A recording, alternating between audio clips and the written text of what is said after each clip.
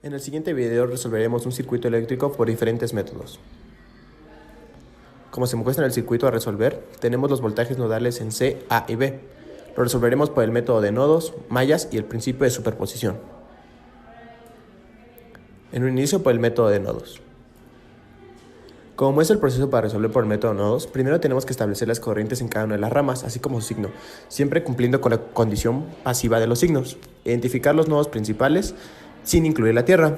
Después escribiremos las ecuaciones correspondientes utilizando las leyes de corrientes de Kirchhoff. Y después reescribir las ecuaciones en términos de voltajes nodales, que resolveremos posteriormente con matemática. En un inicio, marcamos las polaridades de cada una de las resistencias, siempre cumpliendo con la ley pasiva de los signos. Para la resistencia 1, tenemos esta polaridad y esta dirección de corriente, al igual que para la resistencia 2, 3 y 4. Igual marcaremos las corrientes en cada una de las fuentes. Para plantear nuestras ecuaciones en términos de leyes de corrientes, tenemos que en el nodo A entra la corriente 1, sale la corriente 3 y 4. Para el nodo B, tenemos que entra la corriente 3, entra la corriente de la fuente 2 y también entra la corriente 2.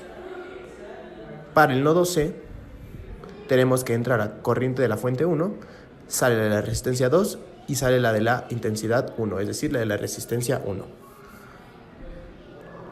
Posteriormente resolveremos este sistema planteando las ecuaciones de nodos en función de los voltajes nodales. En un principio para matemática plantearemos los valores de cada uno de los elementos, es decir, tenemos el valor de la resistencia 1, que es de 1200 ohms, resistencia 4, 470 ohms, resistencia 2, 100 ohms, resistencia 3, 330 ohms y ambas fuentes que son de 9 volts. Por el método de nodos tenemos la primera ecuación planteada en términos de los voltajes nodales, donde tenemos que es el voltaje en C menos el voltaje A entre la resistencia 1 es igual al voltaje en B, A menos el voltaje en B entre la resistencia 3 más el voltaje A entre la resistencia 4. Al igual que para el nodo B, tenemos el voltaje en A menos el voltaje en B entre la resistencia 3, más el voltaje en C menos el voltaje en B entre la resistencia 2, más la intensidad de la fuente 2 igual a 0. Para el nodo C tenemos que es el menos el voltaje en C menos el voltaje en B entre la resistencia 2, menos el voltaje C menos el voltaje A entre la resistencia 1 más la intensidad de la fuente 1 igual a 0. Posteriormente resolvemos la ecuación en matemática. Coloca las tres ecuaciones en términos de los voltajes y en términos de las variables que queremos obtener. Y posteriormente, resolviendo el sistema, obtenemos los valores de cada uno de los elementos. Es decir, la intensidad de la fuente 1, que es de 0.0026 amperes, la intensidad de la fuente 2, que es de 0.0096 amperes, y el voltaje en A, que es de 5.8 volts. Posteriormente, para comprobar nuestros resultados, simularemos nuestro circuito en Proteus.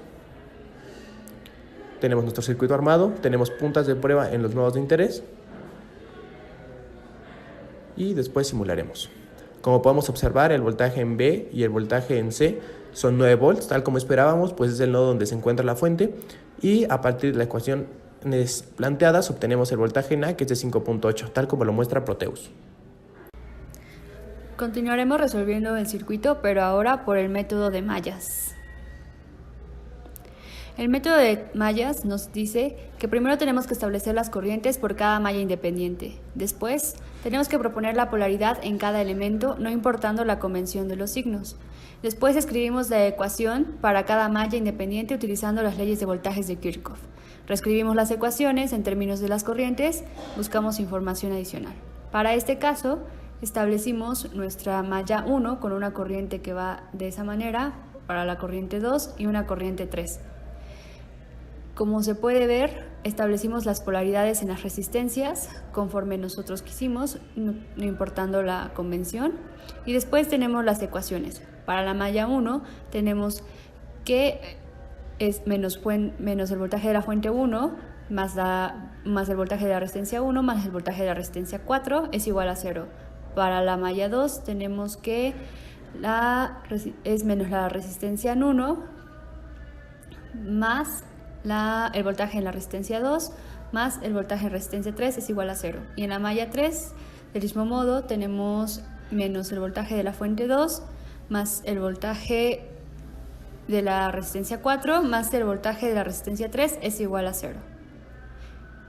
Después nos vamos a matemática y tenemos los valores de cada una de las resistencias establecidos, así como el de las fuentes, que son de 9 volts. Entonces establecemos nuestras ecuaciones, pero ahora reescritas en términos de las corrientes.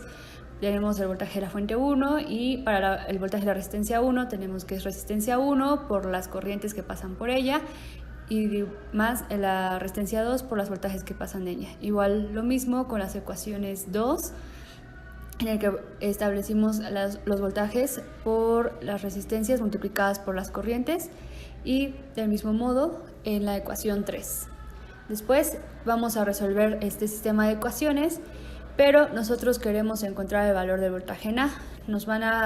El sistema nos arrojará los valores de las intensidades, así que para encontrar el voltaje en A tendremos que multiplicar la resistencia 4 por las intensidades que pasan por ella, pero con las soluciones a dichas corrientes. Resolviendo en circuito tenemos los valores de las corrientes y al final tenemos el valor que queremos encontrar, que es el voltaje en A, el cual nos da de 5.8 volts. Pasando nuevamente a proteólisis, es el mismo circuito que se utilizó para el método de nodos, y vamos a simularlo nuevamente y podemos notar que en el voltaje en A efectivamente es 5.8 volts. Finalmente, trabajaremos con el principio de superposición. Dicho principio nos exige que el efecto total de las varias causas que afectan simultáneamente sea igual a la suma de los efectos de las causas individuales, actuando a la vez. Por lo que si nosotros estamos trabajando con dos fuentes, tendremos que anular primero una y posteriormente la otra. Eso nos entrega dos circuitos como se muestran a continuación. Ahora, en nuestro primer circuito podemos observar que la resistencia 3 y la resistencia 4 se encuentran en paralelo. Podemos sacar el equivalente entre esas dos resistencias. Posteriormente, observamos que dicha resistencia equivalente se encuentra haciendo un divisor de voltaje con la resistencia 1, por lo que nos podremos apoyar en esa fórmula para obtener el voltaje de la resistencia 4. Pasa lo mismo con nuestro segundo circuito, ya que la resistencia 4 y la resistencia 1 se encuentran en paralelo, es decir, comparten ambos nodos. Dicha resistencia equivalente se encuentra haciendo un divisor de voltaje con la resistencia 3, por lo que podremos hacer lo mismo que en el primer circuito. Ahora, anotando nuestras expresiones en matemática, obtendremos los siguientes valores. Primero, debemos asignar el valor de nuestras resistencias, así como el de nuestras fuentes. Como estamos trabajando con un método de superposición, tendremos que hacerlo por partes. Primero, cuando trabaja la fuente de voltaje a 1 y la segunda se anula, obtenemos nuestra resistencia equivalente de la siguiente manera, entre las resistencias 3 y 4. Así como obtenemos nuestro divisor de voltaje para la resistencia 4. Lo nombraremos voltaje en A'. Para el segundo caso obtendremos otra resistencia equivalente, pero esta vez entre las resistencias 1 y 4. Así obtendremos un segundo voltaje de la resistencia 4, llamado voltaje en A'. Ahora, para obtener el voltaje total de la resistencia 4, tendremos que sumar voltaje A' más el voltaje A'. Simulando nuestro circuito en Isis Proteus, obtendremos los siguientes valores.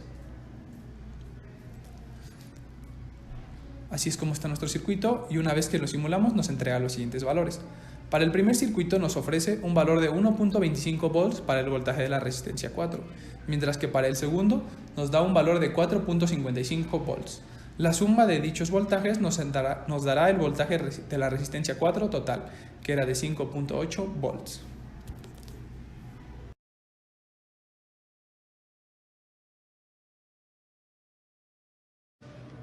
Y esta es la representación física del circuito. Como pueden notar, tenemos el arreglo de resistencias. Los caimanes en rojo es la entrada de las fuentes, en este caso de 9 volts cada una, y el cable negro es la tierra. Entonces vamos a medir el voltaje en la resistencia de 470, que es la de interés, y es la que está en esta parte.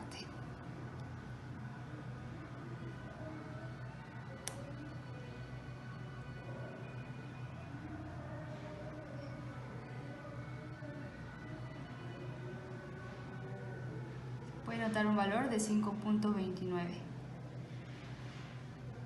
Nuestro valor teórico era de 5.8. Las causas por las que nos pudo haber dado un voltaje menor es porque las resistencias tienen un valor nominal diferente al real y además porque el valor de las fuentes puede tener una resistencia que nos afecte extra.